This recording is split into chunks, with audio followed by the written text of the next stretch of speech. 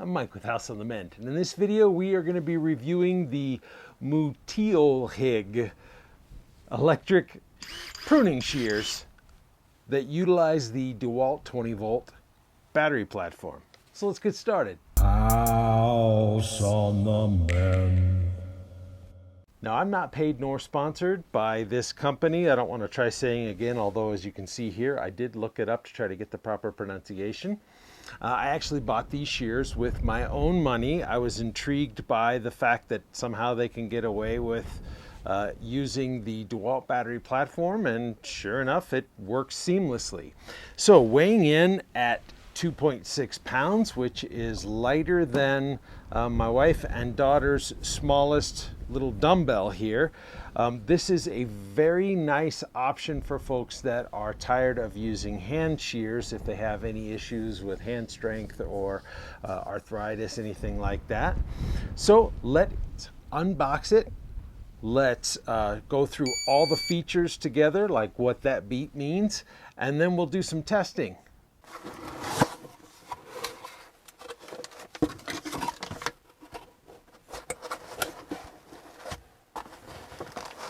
Wow, look at this foam insert. That is nice. All right, here's everything that comes in the excellent packaging. You have the manual. We're going to read that a little later. I want to see if this is at all intuitive based on a previous review I did on another electric pruner. You've got a replacement set of the shears, and then a grindstone if you want to hone or sharpen the shears on there. Probably best to get it wet. And then you have a couple wrenches for actually changing the shears. And you have a nice tiny little scabbard to protect the tip, probably for packaging, but also for storage, I would say. Okay, a very small little window about the size of my thumbnail. We'll see what kind of screen information we get on that. Overall, the build quality is kind of medium. There's no sharp edges, but you can kind of feel the plastic is about what you would expect for a $45 tool, but what you wouldn't expect is this nice rubberized grip area. That I like that. This trigger here strangely has like a discoloration mark on it. You know how super glue kind of discolors plastic? It's got that same kind of white chalky discoloration. Doesn't really come off. Okay, the badging here is at least indented. It's not just a sticker that's just put on. It's actually kind of underneath this plastic piece of trim, so that's kind of a nice touch. Let's grab just your standard DeWalt battery and see how it fits. This is just a 2 amp hour battery with a full charge. Now here's our window.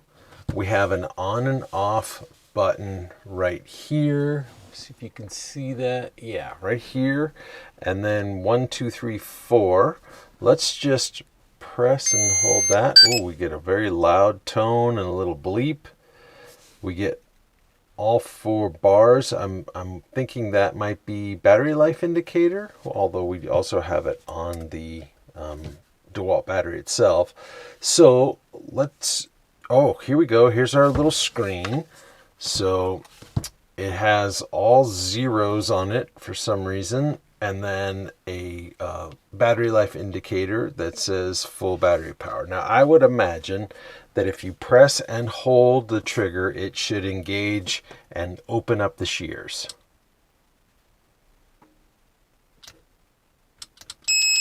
There we go. A double click did it. Let's see if a double click closes them for storage. Nope. Maybe a press and hold. Oh, look, you get a shear count. That's great. Now, if I press and hold, will it?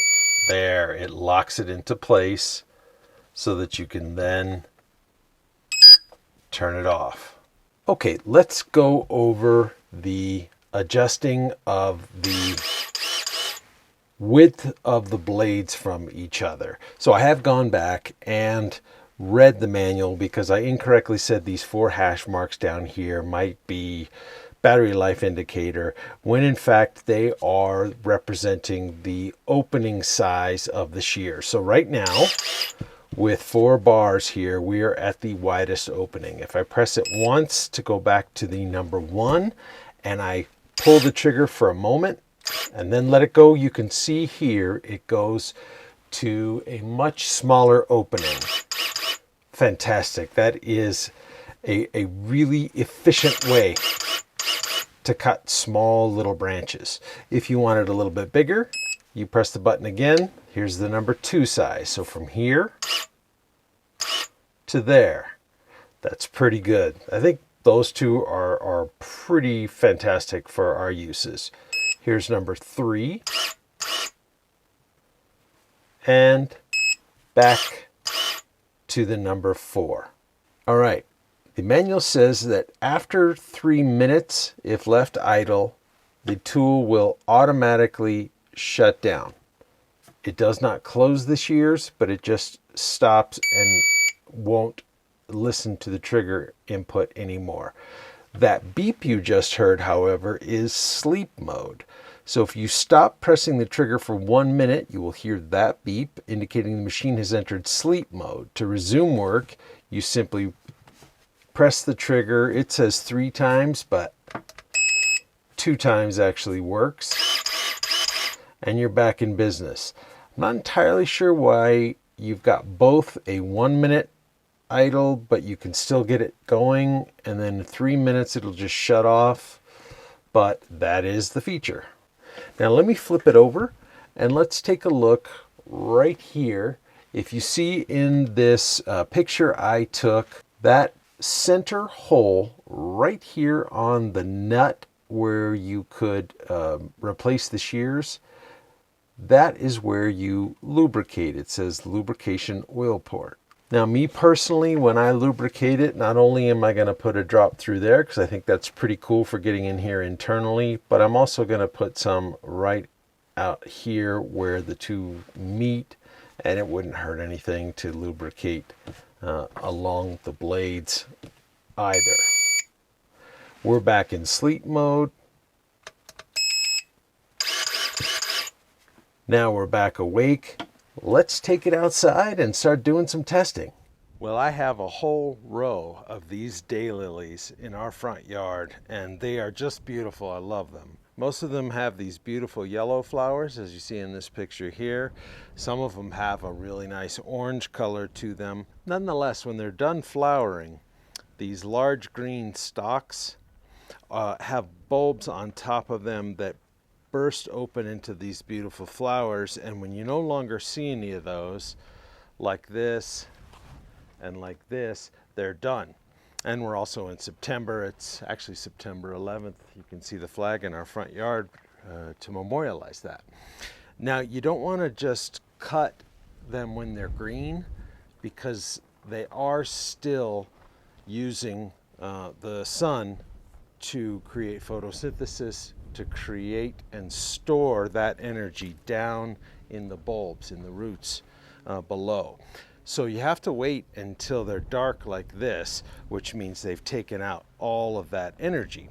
So this is a perfect opportunity. I've got gardening gloves on to open up and get ready to go with our shears and test them on these brown canes. Now, I'm looking down here and I see that we are at number 4 in width, so I want to try number 1.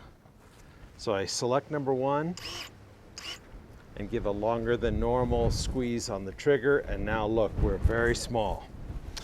So that might be a bit too small, so I'm going to go up to 2. There we go. All right, I'm going to dig down in here and cut off that old brown cane. Now, it's very windy out here, so I hope you can hear me all right.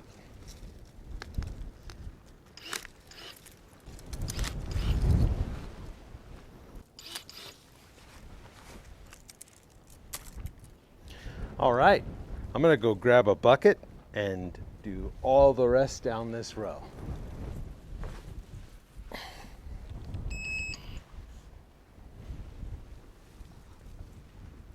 Interesting. So when it goes to sleep, if you don't touch it for a minute and you give it that double click, it resorts back to the widest opening. I wouldn't have thought that. Let's go back to 2, which I like for these.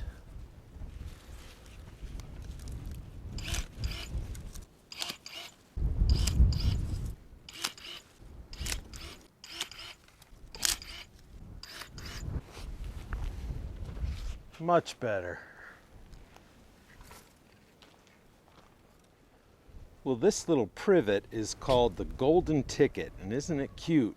But the tips here suffered really badly over last winter. Here's a picture of the one I planted at the same time out in our front yard, and as you can see, it's thriving. So let's trim back all these little wispy branches, and for that I think we should go right to the number 1 setting. That's 4. 2, 3. Here's 1. There. Okay.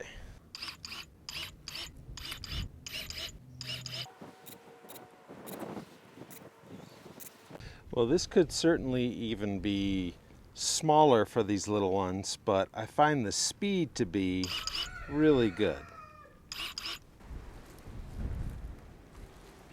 There, much better. Now this little dogwood is suffering from the same thing. Look at all this stuff that couldn't survive the overwintering, even though it's meant for this zone. Now I didn't touch this for a minute while I was setting up the camera and moving over here, and what do you know, it's beeped, and so now when I reactivate it, it's gonna open back up to a size I don't want. I wish that wasn't the case.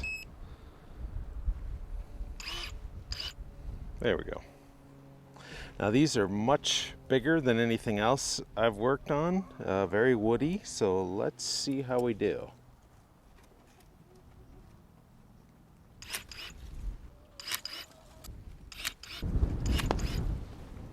Yeah, no issues at all cutting through this thicker woody material. It's doing great. Interestingly, every time you turn on the shears, the count goes back to 0. Not disconnecting the battery, just simply turning the power on, the count goes right back to 0. So I don't know what the point of that is. That's a very heavily edited down version of 2 days worth of testing, which is more than enough for me to give you my pros and cons. First, the pros. So the size, the weight, the balance, and the build quality are all really good. This plastic is obviously a step down, but when you consider that the actual Ryobi tool that looks like this, like it's like a drill that melted that they stuck shears on, is $125, and these are just $45, I think the build quality is excellent. Second would be the battery life. So all that testing we didn't even start to register with this DeWalt 2 amp hour battery, one of the smaller batteries that they make. So I think you could go on forever. It's only doing this small amount of motion. So great battery life. Also, I always consider the battery platform when reviewing a non-name brand tool, but in this case, I don't know how they get away with it, but they are utilizing the DeWalt battery platform, and there's tons of tools out there for that, so that is also a pro. And lastly would be, I love the fact that it has the 4 different width opening settings. Now that brings us to our first of only 2 cons, and that is, regardless of whatever spot you like and you're using, if you step away from the shears or if you're moving to another spot and they're not used for a minute, when you either turn the power back on or when you just get yourself with a double click out of sleep mode, it always reverts back to the full opening. I wish they could go in with a little bit of software change and fix that, because it would be great if it would just leave it at the last place that you use. Plenty of tools will revert to that. My camera here always reverts to the last settings that I used. And the second con would be this little tiny display here. It resets the blade, the cut count every time, and it has the other thing on it is the battery life indicator, which you have right on the battery, readily accessible in the back. So it really it serves as no function, and I think they ought to remove it. It would get their unit cost even lower for consumers. So if you found this video helpful, will you please give it a thumbs up? It's very helpful to the channel. Also, please consider subscribing. You know, I work really hard to boil down the information I think you need to make the most efficient tool review videos, and it's very helpful to the channel as well. It's free. All you do is log into your account on Rumble or YouTube and just click subscribe or follow. It's super helpful to me. I'm going to leave a link for this very item right here. Full disclosure, that will be an Amazon affiliate link. So if you click on it and do end up making any purchase, it won't cost you a thing, but I do get a small reward at the end of the month. Now, they also make this very tool in different colors for Makita or Milwaukee batteries as well. So if you click on the link I have for you for this tool, you'll see at the bottom other types of battery platforms they support. Now, a quick note before I end the video. It is not lost on me that this has been a very heavy week, what with the September 11th attacks and also the murder of Charlie Kirk. So if you think I'm oblivious to that, I'm not. I'm just trying to provide an escape from that for this week for my viewers that are gardeners, and I think this is a very helpful tool for them, and I wanted to recommend it to them. So please excuse me if I seem happy and jovial. My whole family has been very sad, and this is a great escape for me. So if you made it this far in the video, will you please put a comment down below that you understand or you can appreciate that? Or if you put in a comment that says something different, I'll know you didn't make it to this point for my explanation. In fact, listen to me, I'm getting all broke up now just trying to keep my words together. Until next time, thank you for watching. All right, why am I getting a wet butt? All right.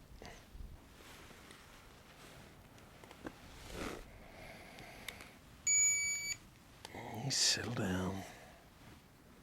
Pros and cons. Let's start out with the pros. Let's just turn this off. Okay.